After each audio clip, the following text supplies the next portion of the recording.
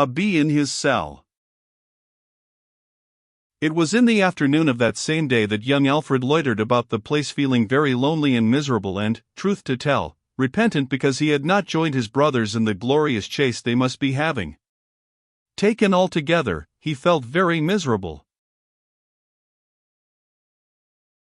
But he was not alone in that, for, going to the window, he saw Father Swithe walking slowly down the garden amongst the Queen's flower and herb beds, with his head bowed down and his hands behind him, looking unhappy in the extreme.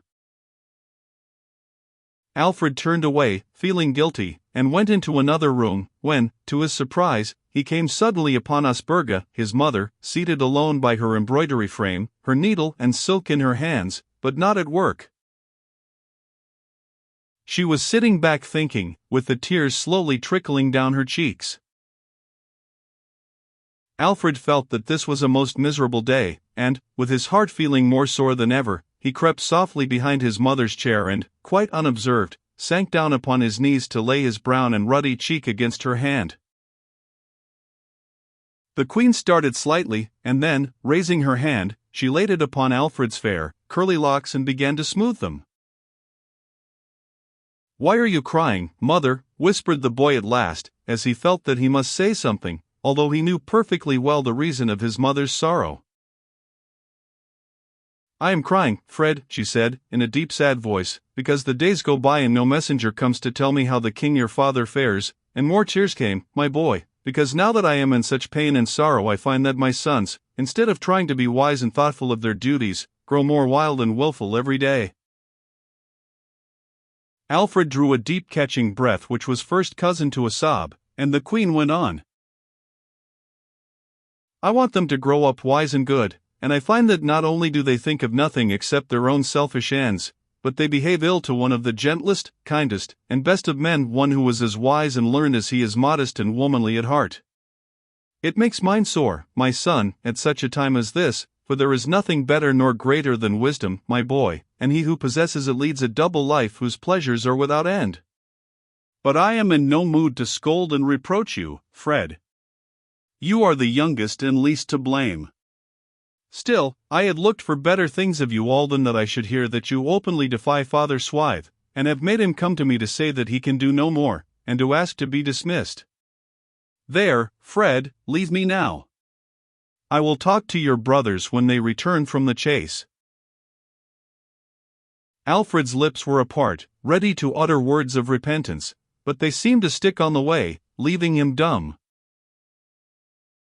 Feeling more miserable than ever, he stole out, looking guilty and wretched, and went straight into the garden for a reason of his own.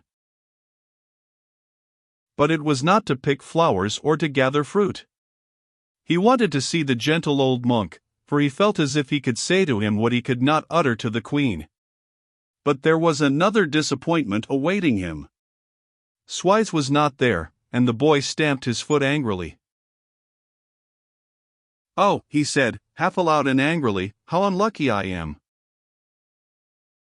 Just then there came as if out of one of the low windows looking upon the garden a deep-toned sound such as might have been made by a very big and musical bee, and the boy's face brightened as he turned and made for the door, crossed the hall, and then went down a stone passage, to stop at a door, whose latch he lifted gently, and looked in, letting out at once the full deep tones he had heard in the garden floating out of the open window.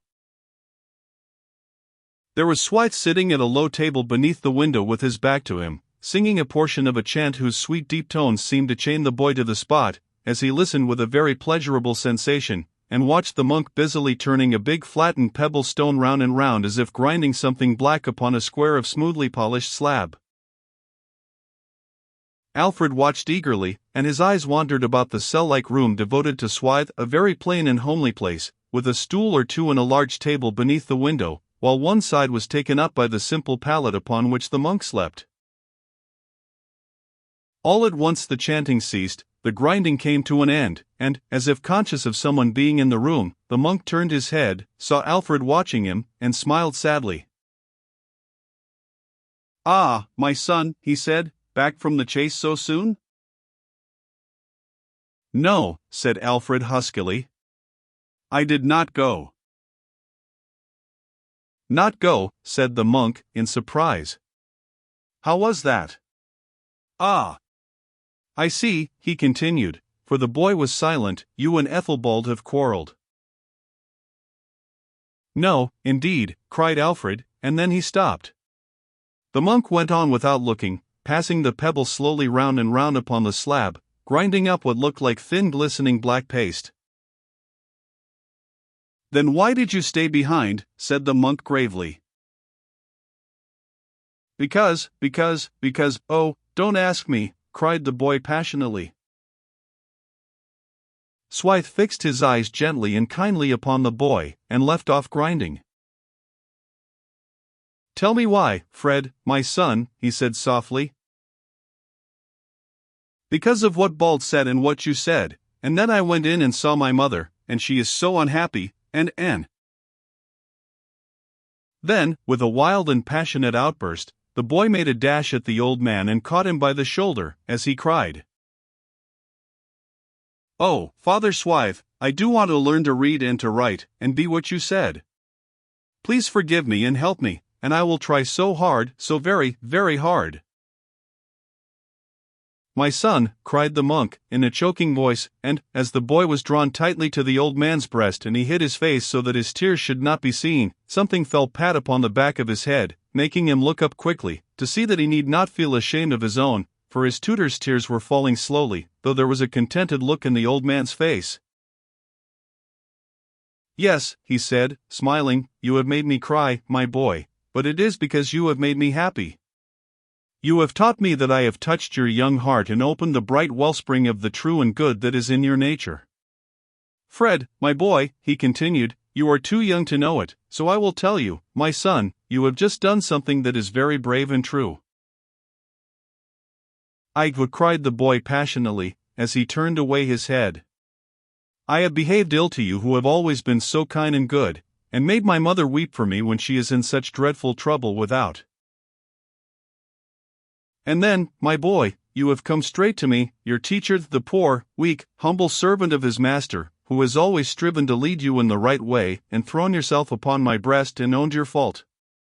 That is what I mean by saying you have done a very brave thing, my boy. There, and so you will try now?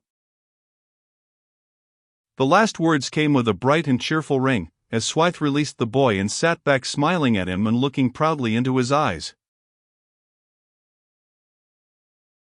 And so you want to learn to read and write and grow into a wise man who may some day rule over this land? Oh, I want to learn, cried the boy, dashing away his last tears. I want to be wise and great, but oh, no, I don't want to rule and be king. I want father to live till I am quite an old man. I hope he will, said Swithe, smiling, and nodding his head pleasantly, as the boy hurriedly turned the conversation by asking, What are you doing there? Making some fresh ink, my boy, was the reply. Ink? How? Ha, cried the monk, chuckling pleasantly, now the vessel is open and eager for the knowledge to be poured in. Question away, Fred, my son, and mine shall be the task to pour the wisdom in, as far as I have it, he added, with a sigh.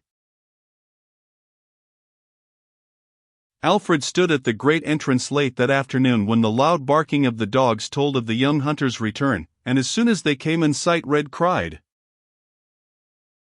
There, I told you so, Fred's along with old Swithe.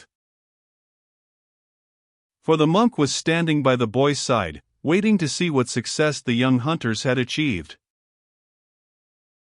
They looked to see their brother disappointed and ready to upbraid them with going and leaving him behind, but they were surprised, for the boy saluted them with, Well, where's the fat buck?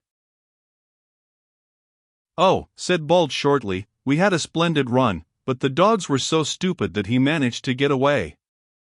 But you ought to have been there, it was grand. Was it? Said Alfred coolly. The news did not seem to trouble him in the least. He noticed, though, that the three boys were so tired out that not one of them seemed to care for his supper, and directly after they went off to bed.